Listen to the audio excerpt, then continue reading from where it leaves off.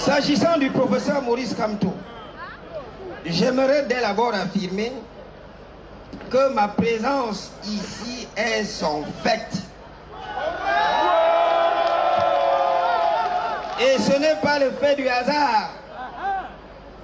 La raison en est que, comme membre de la société civile, j'ai refusé de laisser mon ventre dicter ma pensée.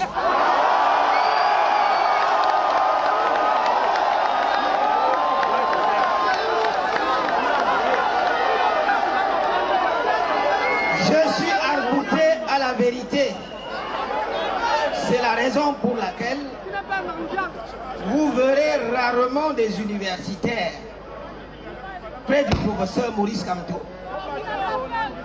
qui a été mon enseignant et qui, par la force des choses, notamment de la circulation des élites, je suis devenu son jeune collègue.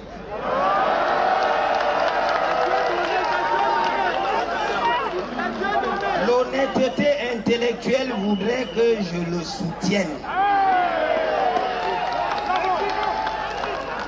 Et je vais révéler au professeur ce qu'il ne sait pas.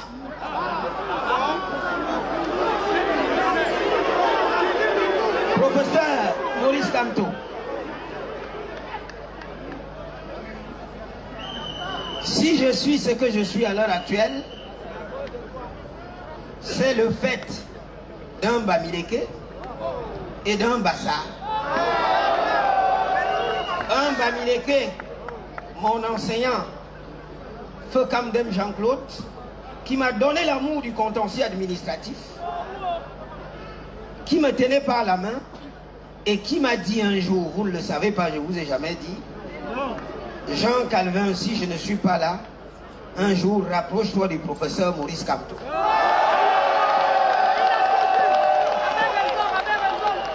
Un Bassa qui a été mon co-directeur de thèse avec un maître français à Nantes, le professeur René Ostiou, en l'occurrence le professeur Roger Gabriel Lep, à qui je dois mon trait de caractère bouillonnant et de liberté, parce que pour ceux qui ont connu le professeur Lep, ils peuvent reconnaître ma personnalité.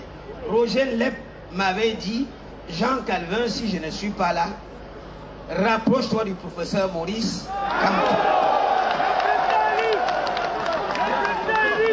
Merci, cher professeur. Vous comprenez maintenant pourquoi je suis proche de vous. Vous ne le saviez pas.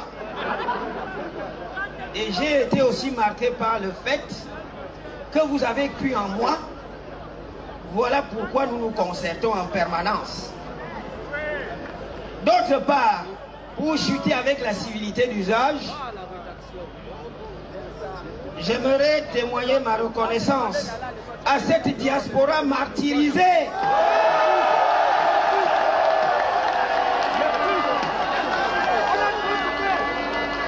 Qui connaît des blocages par rapport au processus d'inscription sur les listes électorales et qui est victime de la politique à géométrie variable de la double nationalité, pendant que les dirigeants ont la double nationalité et se considèrent comme des citoyens à part entière.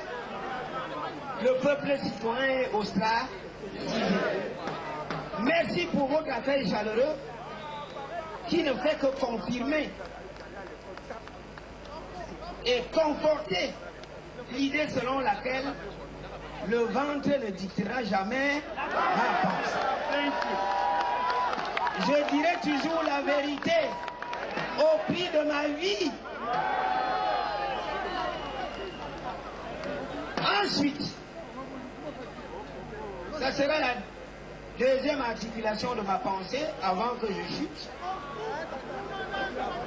Je voudrais, autant que faire se peut,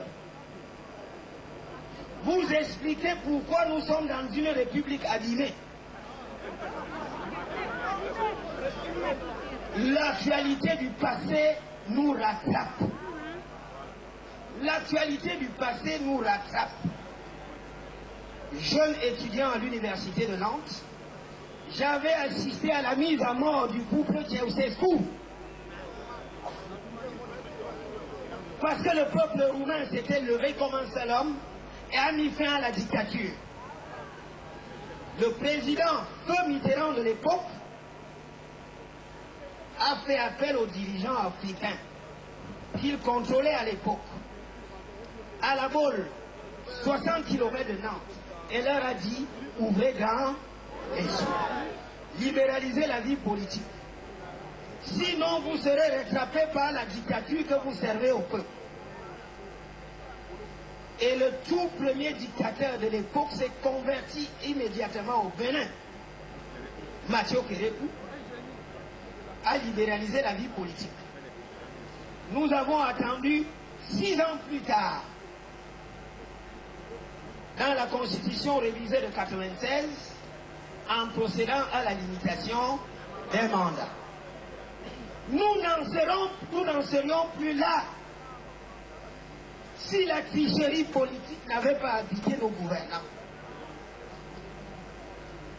Les émeutes de la fin de 2008 ont permis au pouvoir de massacrer le peuple.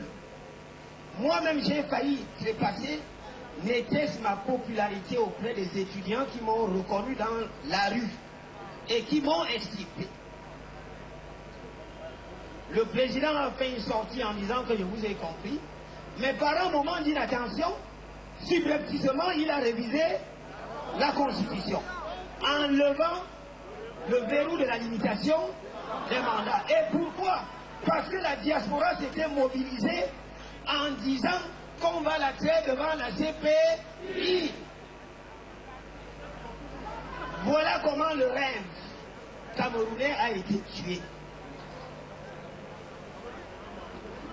On a levé le verrou de la limitation des mandats et nous assistons à ce jour à un pouvoir qui dure et perdure. La société est bloquée.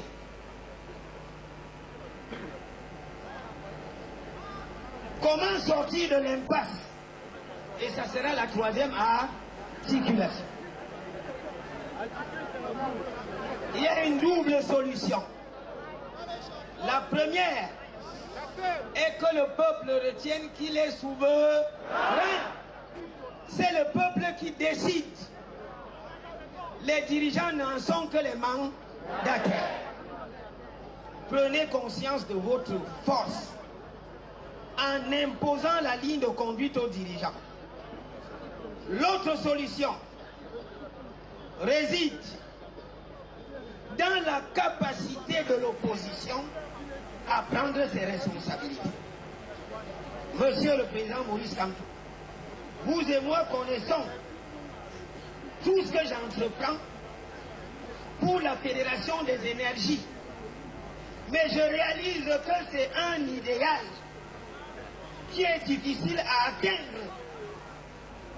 Parce que chaque dirigeant de l'opposition a mis dans sa tête que je suis candidat à l'élection présidentielle, au mépris de la souffrance populaire. Ce que je tiens à vous dire, et ce sera mon mot final, je suis de la société civile, professeur Maurice Kamto. Je soutiens l'opposition tout entière, mais pour des raisons objectives, tenant à votre profondeur historique. Parce que vous êtes un opposant de longue date. Depuis les années 90 et avant, vous étiez un leader estudiantin qui a fait l'objet d'arrestation.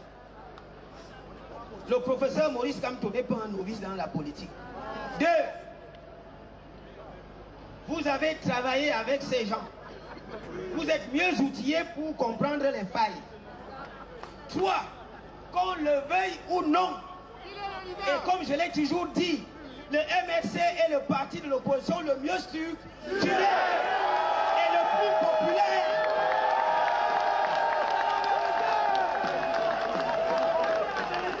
Le MRC n'a aucun problème de financement de sa campagne électorale. Monsieur le Président Maurice Kamto, face aux opposants qui ne veulent pas s'asseoir à vos côtés, prenez vos responsabilités pour sauver ce peuple.